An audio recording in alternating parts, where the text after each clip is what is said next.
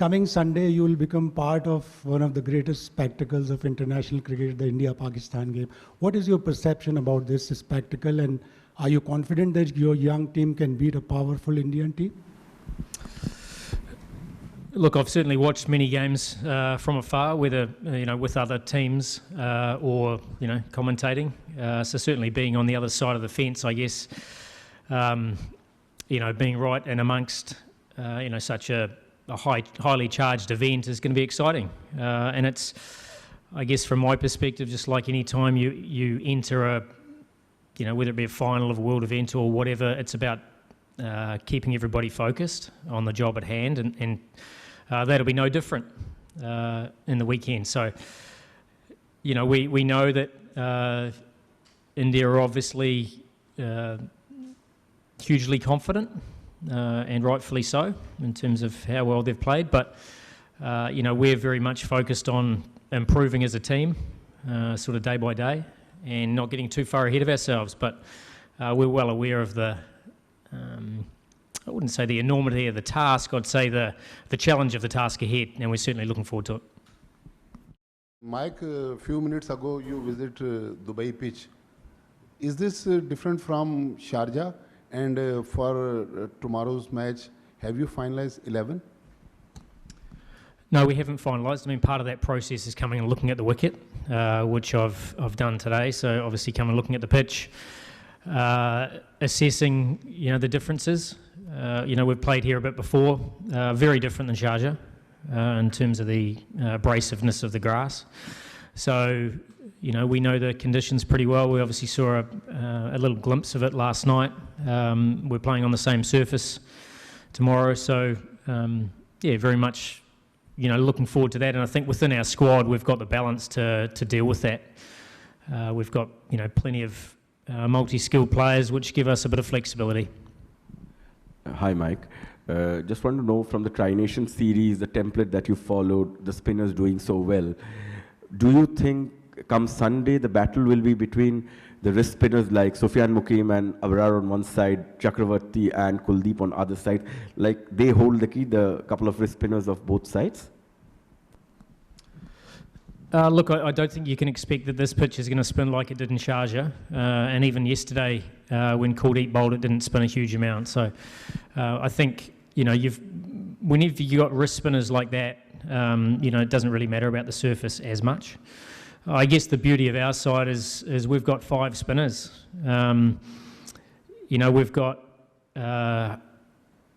Mohammad Nawaz, who's the best spin bowler in the world at the moment, and he's been ranked that way over the last 6 months since he's come back in the side.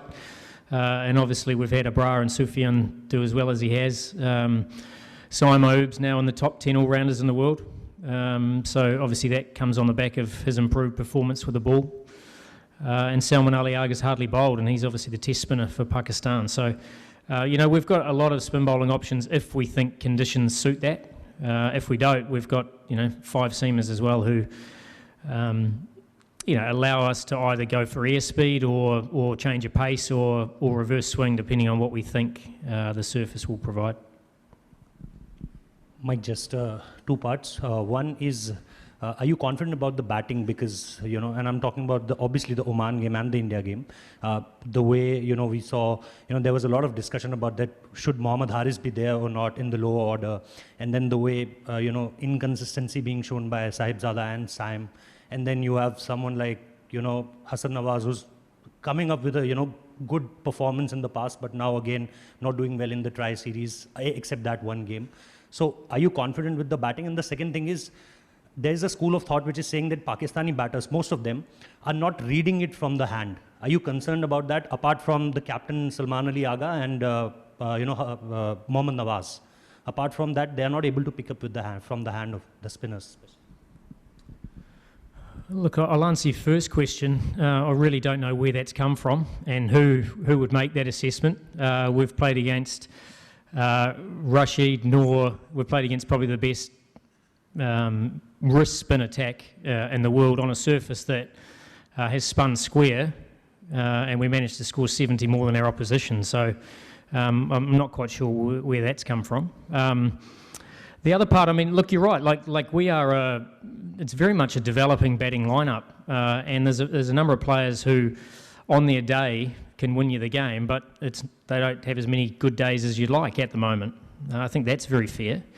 The thing for us, though, is we're more interested in, I guess, the sum of the parts as a batting group, and in every game in Sharjah by bar one, we were probably 20 above par. So even though there were a number of players that didn't do well on particular occasions, I'm more interested in what we end up with and how we get there. And even the final, like 120 was plenty on that pitch, and we got 140. And I guess anyone, cricket people who were watching that game would have been well aware of that as the ball was stopping and spinning. So the fact we scrapped to 140, you're never going to play with fluency on those types of surfaces. We also got 200, we got 180, and we got 150 chasing, which was probably our poorest performance. Outside of that, as a batting unit, we've got the job done. Would we like every one of them to be in form at the same time? Of course we would. And I guess the chance playing out here, and it certainly looks like it's going to be a pretty good pitch, is for a few of those guys to find some form and play in innings that we know they can play. Hi, Mike. You are associated with Pakistan team with since the last few months. So what did you learn from the Pakistani boys? Any Urdu, Punjabi, Pashto language?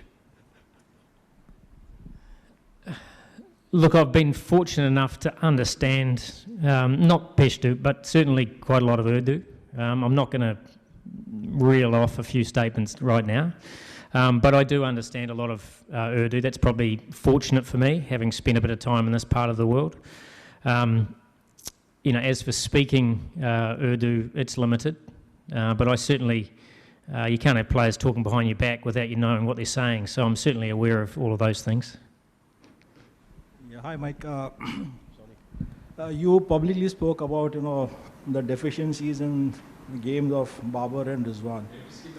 So, I mean, nowadays coaches don't really talk publicly about the weakness of players. So, where did you draw that courage from, and why are you so direct about it? Sorry, I missed the first part of your question. Yeah, I'm saying you were very direct about telling publicly where Babar and Rizwan were not really up to the mark, and you said it in a press conference, about Babar's strike rate and something similar about Rizwan. So, I mean, is it your school of thought, or what? How do you manage to do that publicly?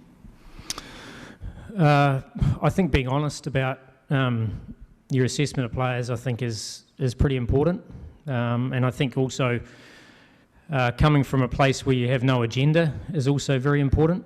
I think if you're able to come in as someone who can look at things objectively, I think that's important. I certainly haven't talked about anyone's frailties. What I've alluded to is obviously the way the modern game's played, and the strike rate required in the power play is quite different than what it's probably needed in the past, especially in good conditions. And I think that all players ask for as coaches or selectors or whatever, to be honest with them and say, hey, these are the things that we'd love you to work on, and if you do that, then there's always a way back into any team, and I think that's the responsibility you've got. You can't, just because you like a player or you have a relationship with a player, doesn't mean you can't be honest. And I think that's all you ask, is that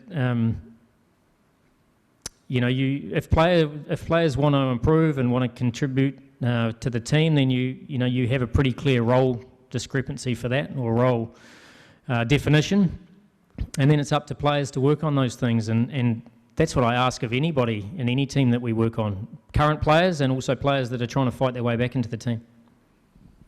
Mike, during the Tri-Series, we saw Pakistani batters hit 44 sixes but lost 37 wickets. Are both these factors, you think, good enough for progress of this team? As I said, I'm more interested in the sum of the parts. So what does the team actually achieve that particular day, and is it good enough? Because there are some times where 150 is good enough. There are one time where 190 might not be. So you've got to, as a batting unit, you've got to decide what's required to win the game, and can we get above that? That's the only thing that matters. It's not about average, strike rate, whatever. It's what does the team need to help win that game of cricket? And that's certainly the thing that, as a bowling unit, we do the same thing. You know, how can we bowl well enough to keep the opposition below par? And if we're, as a batting unit, able to get above par, then obviously there's a difference between the two. And that's pretty much what we work on. So, you know, 4s and 6s, we don't necessarily look at that. The reality is I'd far rather be 165 for 9 than 150 for 2 at the end of 20 overs because I know what wins the game. So the only thing that matters at the end is what's your score, what's your team score. It doesn't matter about anything other than that. It's the only thing that matters.